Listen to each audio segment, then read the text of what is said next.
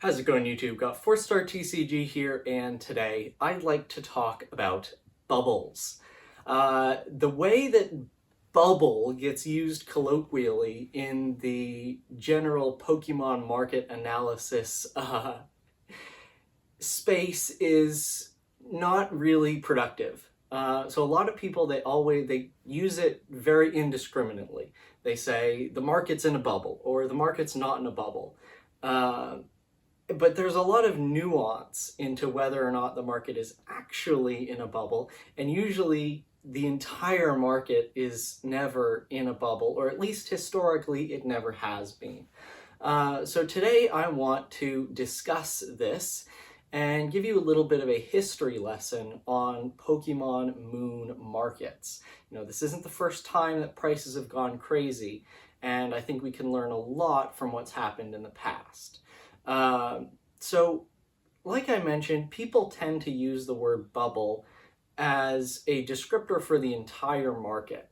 The clickbait YouTube thumbnails, the clickbait thread titles, whatever, they're always like, are we in a bubble, right? And they never specify, right? It's never like, is unlimited base set in a bubble?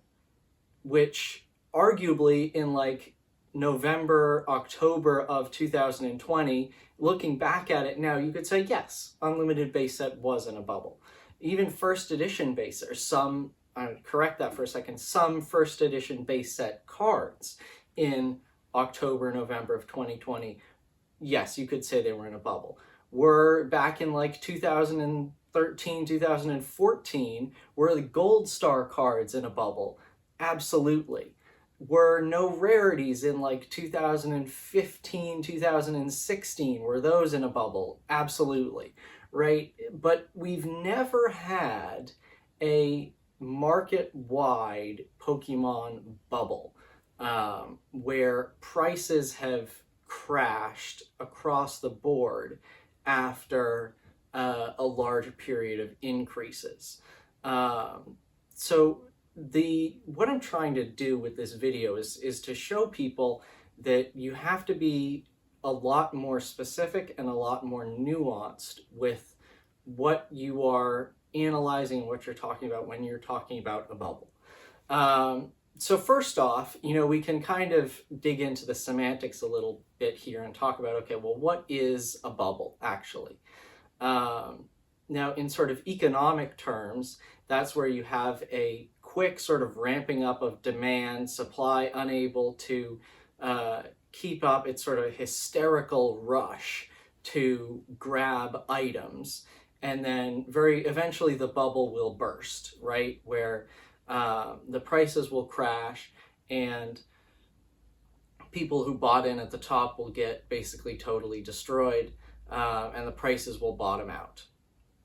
Now, what's important is that like a small retrace is not a bubble, right? So if like PSA 10 first edition base set Charizard goes from like 375,000 to 325,000, like that's not a bubble. Like there was no bubble there. It's just especially in Pokemon cards where like those fluctuations are common, a $50,000 drop in that card, while it might seem like a lot, that's not a bubble.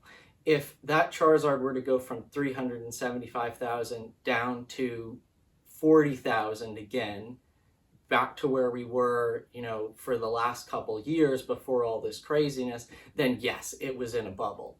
So a lot of people, they don't make that distinction between a retrace and a bubble, and they're different things, right?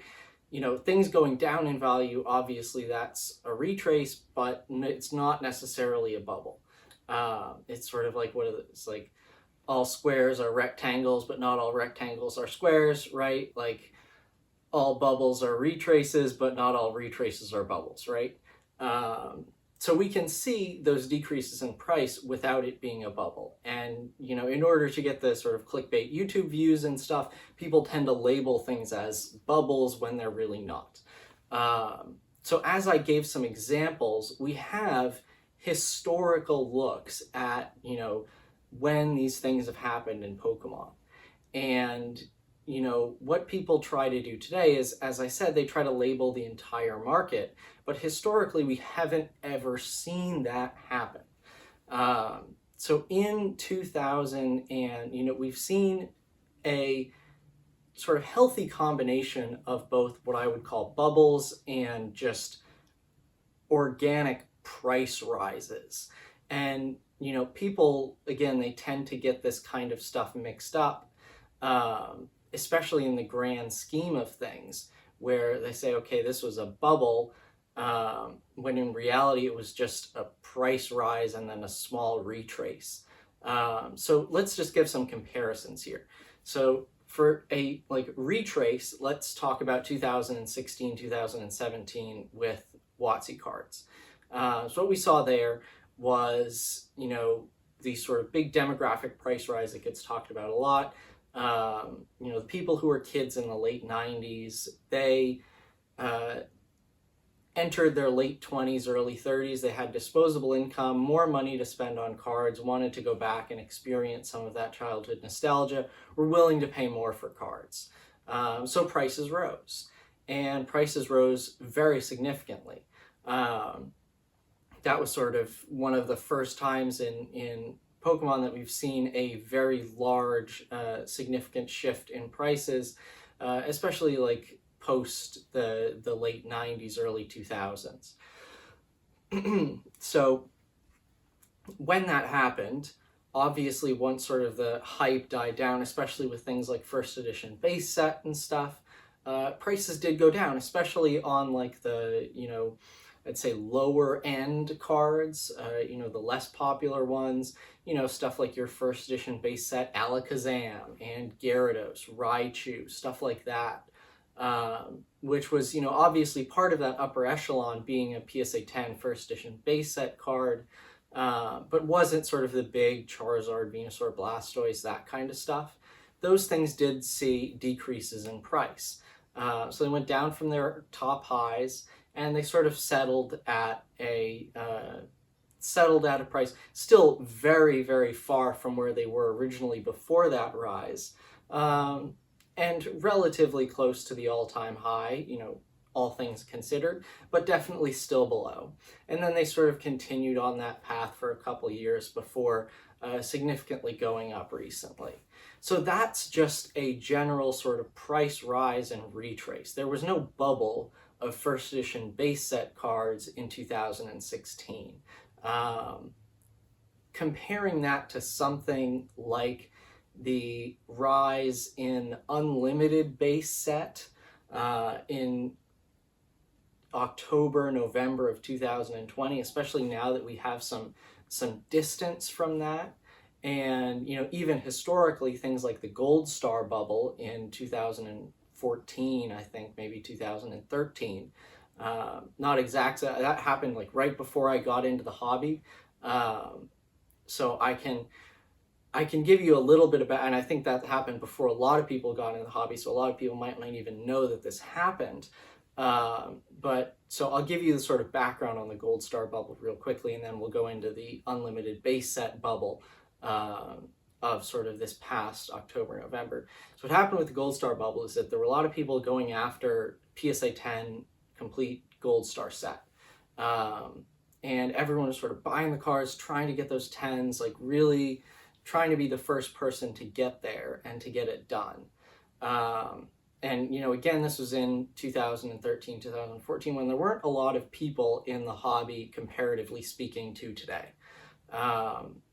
So those people were driving up the prices, trying to grab all these cards, and eventually someone did it. They got the full PSA 10 Gold Star set.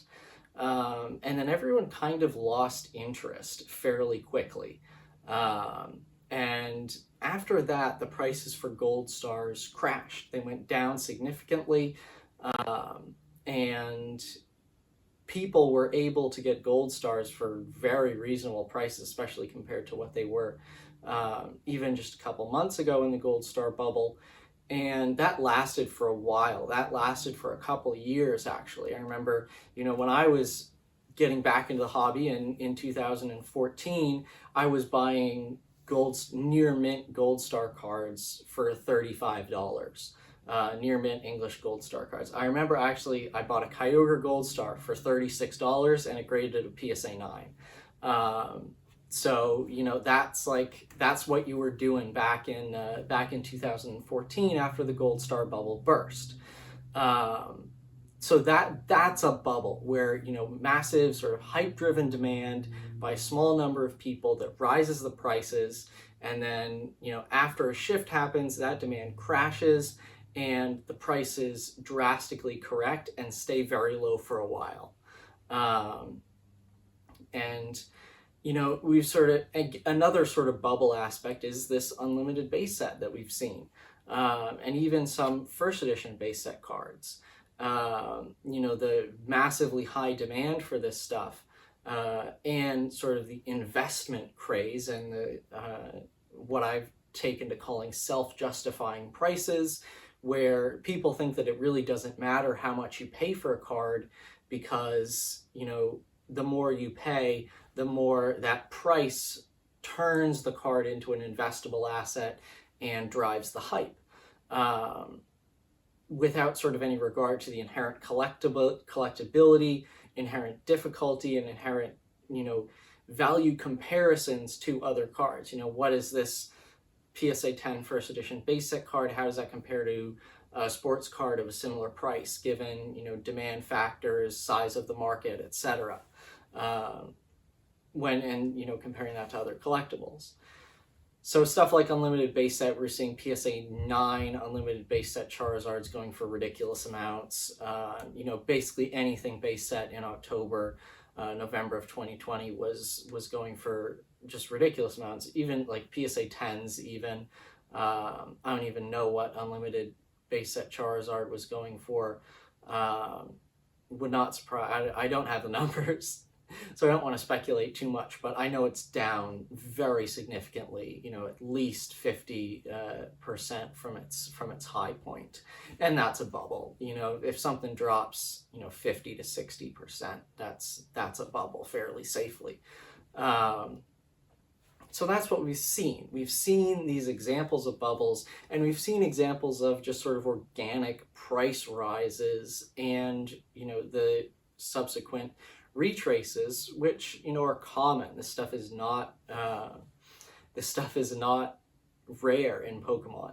Of course, the difficult thing is to time when the high is coming and when the retrace is coming, because there are people in March of 2020 who are saying the retrace is coming tomorrow. Obviously that never happened, and they've been screwed ever since. It's kind of, with this kind of stuff, when people paint the market with a broad brush, right? And, as I've just outlined with those past examples, they've been isolated, right? They've been isolated to specific parts of the market with gold stars, with PSA graded unlimited base set cards. And seeing that, that really sort of, especially for me, when I hear people talking about like the entire Pokemon market is in a bubble, there's so many different segments of the Pokemon market, and each one is very different. You've got the Japanese side, you've got the English, first edition, PSA 10 WotC side. You've got the EX era side, and each of those have uniquely different driving collectible factors. The people who are driving the prices for PSA 10 first edition Neo Typhlosion number 17 versus the people who are driving prices for modern cards, they're so different. And, both in terms of the available capital that they have, and their outlook on cards, and all of this stuff. It's just very different. Even the difference between like EX era, the people who are collecting EX era, and the people who are making the plays for those first edition base set WotC 10s, that kind of stuff, or even like trophy cards. Again, very, very different. So to sort of paint the market with this broad brush and say that the entire Pokemon market is in a bubble, it's, frankly, I find it irresponsible and misinformed to be saying that stuff. You know, as I've mentioned, it's certainly possible that various segments of the market can be in bubbles, and we've seen that happen historically. But you know, even just recently, you know, I did a video, I'll link it, where you know, PSA 10 first edition base set, or not base set, PSA 10 Charizard EX Fire Red Leaf Green, it's lost half of its value, retraced, crashed 50%, gone from $8,000 January, $4,000 today. Meanwhile, PSA 10 Lugia EX from Unseen Forces, that's doubled. It's gone from $5,000 to $11,500.